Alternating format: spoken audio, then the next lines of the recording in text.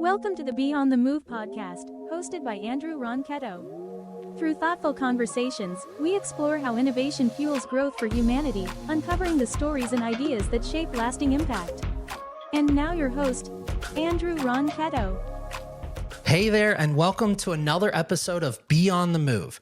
I'm your host, Andrew Ronchetto, and if you haven't joined us before, welcome today, because we're all about dedicating this podcast to empowerment and actionable insights in your personal and professional growth. You know, what's exciting me about today's episode is that we're going to dive in deep to a crucial topic of resiliency, and it's very much coupled with what we talked about last time about burnout, and specifically how we can extend the power of coaching into your everyday life and building those self-coaching techniques that can help you navigate challenges, even when your coach, your advisor, your mentor, that person in your circle, your support team isn't available for you. And I think that's such a powerful thing to talk about. But I also want to be clear here. This isn't about replacing the role of your coach. You know, it's great when you have the ability to work with the right coach who can provide you with invaluable accountability and guidance. But there is a reality in this, and it's they're not with you 99% of the time. Just think about that for a second. That short time you might have with them every week is just a fraction of a moment that they're with you. So it's incredibly important to do and take away from those experiences, those times that you have with them, the learnings that you can apply in those moments that matter most to you. And that's what we're going to talk about today, is how you strengthen your own ability to self-coach yourself so you can sustain and build upon the lessons you're learning, the strategies that you're implementing, and really just focus on your growth, your happiness, and who you are. Now, I just got to say this for one moment. When I talk about like coaching yourself through difficult situations, I mean, it's pretty straightforward, but I would just want to make sure we're all on the same page about what I mean. And that is just about being able to handle not just the minor inconveniences, but also navigating those high impact challenges. Maybe it's dealing with a demanding boss or feeling stuck in your career, or recovering from burnout, the thing we talked about last week, or just struggling with a major decision. I mean, all of these moments are where resiliency matters, and the ability to self-coach yourself makes a huge difference. And I'll give you a personal example and experience really to kick this off. You probably are recognizing that we had a little bit of a delay from the last podcast episode to now. And that's partly because I took a week off to go on a fishing trip. And that's something that is completely different than my usual routine. Although don't get me wrong, I'd love to do it more. But the thing is like that getaway forced me to just disconnect, not just from the work, but from the usual day-to-day, I'll say, stressors and components. I mean, we all feel it. There's so much pulling on us. And that doesn't mean we don't love it. We don't like it. It doesn't mean any of that. Just it pulls on you. And yeah, I'll say because of technical limitations, I couldn't dive into my normal workload, which is a good thing. You know, you got to disconnect. But that helped me shift my day and shift my mindset and just open my eyes. You know, I got to explore nature, something I hadn't been able to really do in a long time because I'm always so busy. I got to do more of it myself. But I also got to relax and reflect. And I even tried new and exciting food, things I hadn't had before. And what I really realized in preparation for talking about this episode with you is that resiliency isn't just about pushing through challenges. It's the same thing I talked about last time with burnout, not focusing on just pushing through as if that's the only way forward. So resiliency has a key component to that. It's really about extending beyond that one moment of realizing not to push through and focus on knowing that you can step away and recharge. And so my experience this last week, the slight delay here in getting another podcast episode out there, really just reinforcing for you, hopefully, the important lesson that resiliency is built not just on the moments that we have of difficulty, but also on those intentional pauses that we take to gain perspective in ourselves. And that is where we can bring self-coaching in. And that is what self-coaching is all about, because it's about that recognition of what you need in a moment and that ability to guide yourself towards a productive next step. So with the context of my own experience, What I want to hit off and first talk about today is really defining resiliency in today's context. And first and foremost, that means throwing away the way we look at traditional resiliency, which means let's endure, let's push through the hardship, let's grit our teeth, let's, move forward no matter what. And the fact is that is completely outdated. The model doesn't work. Resiliency today, and the things I want to talk about and help you with or think about is how do we create flexibility, adaptability, and mental agility for ourselves through things like self-coaching. So if we were to take an example of the workforce or workplace for a moment, a lot of us right now are navigating this whole hybrid work environment. But it's beyond just physical location. It's about shifting job roles with the whole advent of generative AI in the last few years. It's about this growing emphasis on sustainable operations. And so resiliency here is really knowing how to recalibrate yourself when the circumstances change, rather than just trying to endure the stress and hope things will improve. I know we've all been there before. It's just, I'll just let it be and I'll move on with life. We can't continue to do that for ourselves. It creates additional stress. It can even lead us to burnout. And the thing is if we're trying to build this kind of new resiliency that I'm talking about, one of the best ways is through self-coaching. So there are lots of ways we can talk about this, but there are powerful tools out there that can help you strengthen your resiliency. And I want to share some of those strategies today and introduce some of them to you that I think will have an impact, but also might be new for you. Some of them are new for me, but it's this whole idea of getting back to reframing our challenges, shifting our mindsets, and developing emotional agility. So let's dive into these three here that I got. The first one here, I know the name's very unique, but it's called the ABCDE model of resiliency. And this is all about restructuring your cognitive, I'm going to say thinking and logic to shift your negative patterns or thought patterns into new positive ones. So it's really based on 5 steps. And the first one is all about adversity. It's about identifying that challenge or that setback that you feel like you're having. The second one is about beliefs. It's about taking that particular adversity, that challenge or setback you're feeling, and applying your beliefs on top of it. How do you immediately think about in the context of what your beliefs are? How do you see it as a failure, as a challenge, as an opportunity? All of that's important context for the third step here, and that's consequence. How do your beliefs affect your emotions and your actions? So if you think about that particular moment and whether it is a challenge or whether it is an opportunity, how are your beliefs reinforcing what it is, the patterns of the way you're thinking about it, possibly leading you towards a negative feeling? So C here is about understanding that application or the context of the two together. The fourth step is about disputation, and that's about challenging your belief. So if you stop here for a moment and just take a sec to think about this, sometimes we could be off in our beliefs. It could be because of biases or anything. But the important part of this step here is all about really interpreting the aspect of whether the belief that you have still makes sense or whether it's time to start evolving or changing. And then the fifth step here is all about energization. And this is really about just shifting your belief if you need to, understanding how it makes you feel, whether it makes you more hopeful or more empowered. It's really this idea of now that because you've shifted your thought pattern, you've shifted yourself from maybe a negative thought to a positive perspective, is now how do you move forward? And you could think about this as something maybe that sets you off at the beginning of the day. And if it lingered, could just continually derail the rest of your day. So using a technique like this could really help you shift your perspective, because some things are in your control and some are not. But it's a powerful way to prevent this automatic negative thinking that can dictate our emotions and our behaviors in that moment, as well as, like I was talking about in my example, throughout the day. That's the first one. So it's the ABCDE model of resilience. The second one here is all about journaling. And it's this idea of doing journaling with a twist.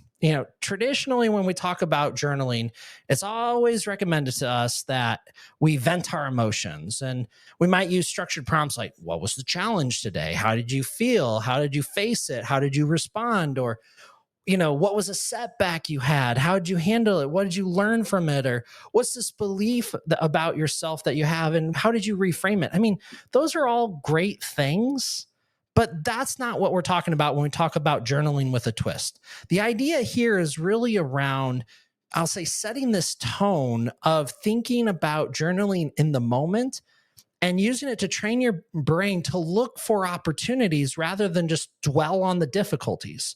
Now, one thing I'm excited to share, we'll have a guest here in a few weeks, really talking about art journaling. And it's a different way of journaling, getting into the moment and really reframing yourself right then and there, getting it on paper. And I think that's the important aspect of journaling in this context is we're not just trying to put the negativity down on paper, but we're now trying to think about everything else that brings happiness and joy into our life and reframes that potential negative thought pattern as a positive opportunity. Now, the third one here is a little bit of a mouthful, but it's called the psychological detour technique. And basically what it means is it's kind of a little unconventional, but it can be an effective tool. And it's this whole idea of when you feel stuck or overwhelmed, you just take a detour in your brain, like mentally, like not physically as you're walking down the street, but you take a mental detour. So instead of trying to like immediately solve a problem that you've just been perplexed by all day long, it's about shifting yourself to a different task entirely. It could be something, and this isn't a bad thing about taking breaks, is this idea of like maybe you just work a puzzle for a little bit. I know a lot of us go on Instagram, but sometimes we just get drawn too far into that hole, so to say, where we'll spend 2 hours of that rather than just a few moments. But, keep your brain, I'll say connectively tied to doing some tasks. So that's why I introduced or talked about the puzzle. It could be going on a walk. It could be listening to a podcast like this one, hopefully. But the whole idea here with this technique is to shift yourself through these negative thoughts by taking breaks rather than just going through this constant loop in your brain of trying to process the challenge. It really just opens you up to thinking about things more creatively. So sometimes stopping can be a good thing and coming back to it. And those are really the three I wanted to share that I think can be very helpful almost instantaneously for you on a day-to-day basis, because there's small steps you can take. The way you reframe a challenge, the way you can leverage journaling, even art journaling, like I was mentioning. And the last part really being about how you stop a task and come back to it, creating the opportunity potentially for more creativity. And in the context of your work and your workplace, this is where organizations can start to recognize that resiliency isn't just about having an individual trait, but it's something that they need to embed in the culture of the organization, and something they can embed in the culture of the organization without just totally fundamentally changing everything. So if we come back to that example of like hybrid work, where we talk about this introduction of resiliency challenges, the things that are going on right now in the world, loneliness, lack of boundaries, digital fatigue, what companies and organizations can do to support employees and build resiliency is by helping them or encouraging them to have more flexibility in life, focus on mental wellness, have clear communications on the things that are helping others in the organization thrive. So the point of this is you can see a strong link between resiliency in the individual and how we move not just through a challenge or push through it, I should say, but creating flexibility and adaptability in ourselves, to then also tying that into the success of the organization or the sustainability. Because a resilient company is really one that just doesn't survive market shifts, is one that adapts sustainably.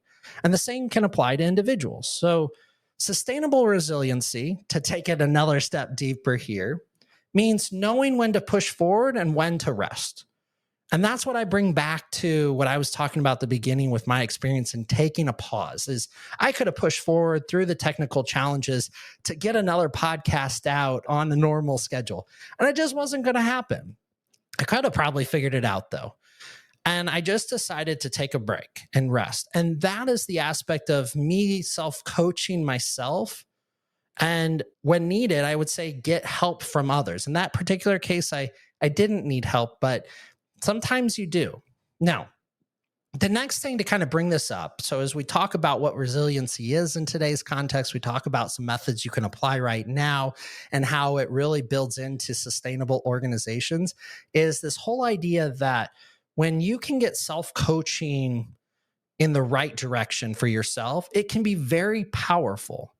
But it is not a solo sport. So I know the whole context here is self-coaching, which means individualistic, but it is not a solo thing.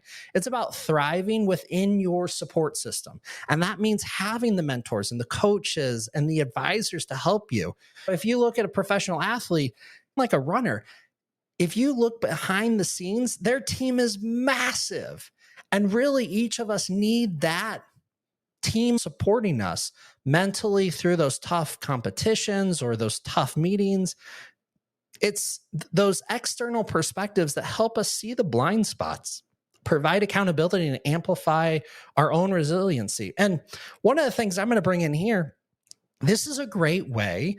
If you haven't gotten into thinking about generative AI and chat GPT or any of the other LLMs that are out there today, Claude and Genesis, so on and so forth, what you could actually do is think about this as a way of helping you looking at blind spots. You're working on something, you're challenged by it, you're really struggling with the moment, and you need a different perspective on it. You can't reach out to, say, your career coach or to your therapist. Not that you take word for word. This is a key thing here, but I am, because it is important. Not that you take word for word, verbatim what one of the LLMs tell you, but something you could do is try to use it to help walk through it. Hey, I'm thinking about a prompt here. And sometimes I just like to ramble in these moments with one of the chat bots. But hey, I'm struggling with X, Y, and Z. This is the way I feel. This is what I'm, struggling with specifically, ... so on and so forth. What am I missing? Question mark. And it's fascinating to see what can come out of that and just the conversation you can have in a very finite amount of time. Another example that I've used it in, and this is one I posted about recently, is this whole idea of, I've been using LLMs for a couple of years now. And as we were transitioning from 24 to 25 and welcoming the new year and thinking about the things and patterns and practices I wanted to do differently this year, one of the things I decided to do was ask the chatbot what it thought I could improve on in 2025. And I'll admit, I was like, maybe it'll be surface level. Maybe it'll go deep and I'll just scare the living crap out of me. But I was pleasantly surprised by the level of thinking and thought put into it, because I used it so often, almost every day, multiple times a day, through my work, through my personal life, so on and so forth, that it really was able to come back to me with some thoughtful things to consider. And that's why I said what I said a moment ago. Don't take its words verbatim for what it is. Lean on others in your support community, especially the human element. We can't lose that here. But my point being is it gave a perspective that I hadn't received somewhere else. And it was fascinating for me to reflect on that with my partners and with my coaches, with my wife, because of how impactful it was and how it kind of tuned itself into some of the things that were important. So I think this is an important aspect of creating that agility and that flexibility in our mindset, because that allows me to then look at things going forward and how I can be more resilient in the way I move forward in my life, the things I should focus more on potentially, the things I should maybe focus left on, or how to reframe it in my mind to create these positive patterns rather than these negative thoughts around what is happening. So building personal resiliency and having a network is an extremely key thing to being successful and reducing your stress and helping you grow and being happy with where you're at. There's a lot of spaces. So mentors, colleagues, coaches, peer groups, they're all there to help you exchange and support you different levels of information. Now, there's a couple of thoughts I just want to leave you with here. And this is really related to where the boundaries of self-coaching start to interact with coaches and mentors and advisors. Something self-coaching cannot do alone is help you identify patterns and set objectives or reinforce the different things or the accountability you need related to your growth. And I think that's something to recognize here. It's a fantastic first line of defense to helping go through some of the things you're experiencing right in the moment. But you can't underestimate the importance of having that community around you, that professional guidance that can strengthen, and as I like to talk about, amplify your resiliency in this case. Because a good strategy here is one that takes both self-coaching and professional coaching and blends the two together to really get after what matters most for you. Resiliency is not about avoiding the difficulties. When I was reframing it here, what I said is about developing the capacity to navigate through these moments or these things in your life with strength and adaptability, the agility, as I said. So when we explored the different tools like the ABCDE model and journaling, as well as the detours, the whole idea here was acknowledging that the importance of sustainable resiliency and that support network are critical components to self-coaching. Now, I'm going to leave you with one last thing here this week to focus on, and that is for you to try one of these tools. It's one of the ones that I mentioned. It could be one of the ones that you already have in your toolbox or one you've been desiring to try that you haven't tried. But the goal for this week is to try one of the self-coaching tools and then reach out to somebody. Maybe it's a mentor, maybe it's a friend, your partner, your wife, your husband, a coach, and just have a conversation with them about how you leverage that technique, how it helped you build some resiliency, or how it could help you further build some resiliency if you were challenged. Because what you're going to learn in doing that and taking that one step is that self-coaching can be very powerful, and that reflection with others can just only amplify it. And that's where I'm going to leave us today. So I hope you found this helpful. When we come up and focus on what's coming next, it's going to continue to drive on this whole idea that personal growth and professional growth is really around adapting and staying on the move, kind of a whole mantra of the podcast itself. So thank you so much for joining today. Have a great rest of it, and we'll talk with you soon. Thank you for joining us on this episode of Beyond the Move. Don't forget to follow us, rate the show, and share with others. If you're ready to dive deeper, visit us at beyondplatform.com. Catch you next time.